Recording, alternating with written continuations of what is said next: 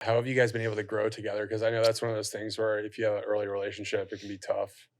Yeah, and I think it's again, I think there's a lot of luck involved. Yeah.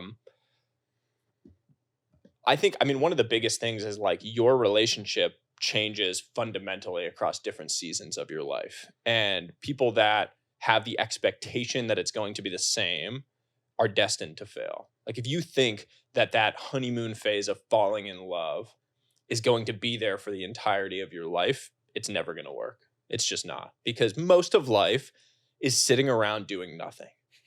It's just the reality. Like you expect that life is these Instagram pictures and life is like the honeymoon and the vacation and the beautiful wedding and all of the like gorgeous moments. The reality is that 99% of life is sitting on the couch doing nothing.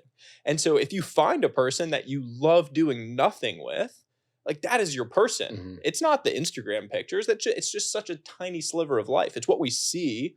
And so then like you're addicted to social media and you're like, why am I not doing that? Why am I not doing that? That's not real life. That's someone else's like fake highlight reel that's highly edited and it's total nonsense. And my wife and I both had like a real clarity around that. And honestly, we're both pretty boring, man. Like I love my routines. She loves her routines. Like we are just really well suited for this like suburban, having kids, like living our boring life, doing fun things every now and then. But we love, like, there are a lot of people who say, like, they go on vacation and then they're like, back to reality. For me, I'm like, fucking reality is great. Like, I love waking up early in the morning, like working in the morning, then playing with my son. Then like after this, I get to go back, make it home by like 4 to go hang out with him at the playground. Like that's the best. Like that's the best life I can imagine living. I don't need to be on the beach in the Bahamas to do that. Like it's better here actually. Like my routines are what I love. And the vacation isn't an escape from the reality. It might be a different reality. And so like we have always thought about that. It was like, these different seasons of life, it's like sit in that season and embrace it for what it is. And don't fear it. Don't bemoan what the last season was like. Don't stress over what the next season's going to be like. Just sit with this one and make it wonderful, whatever it is. Yeah.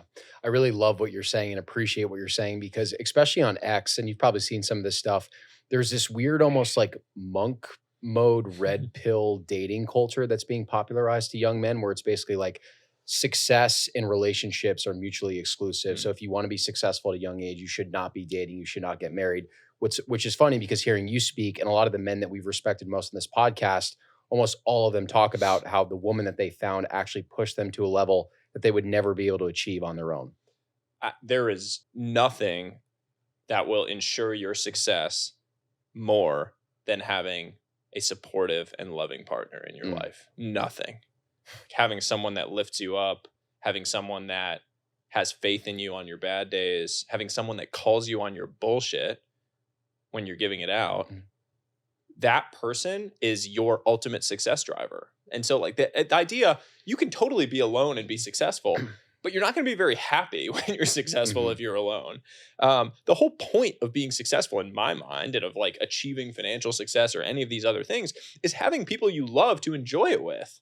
Like what good is having a whole bunch of money or a yacht or a jet or a nice house if you don't have great friends and loving family to enjoy it with? Totally. Like when you close your eyes and imagine you're dead and you're at your funeral, who is sitting in the front row at your funeral?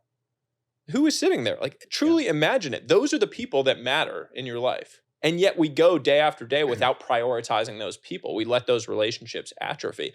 That's the only thing that matters. Yeah. Is the people that are going to be sitting there. And you can create that. You can create that reality by how you actually treat people, how you interact with them, how you love them on a daily basis. That's what matters.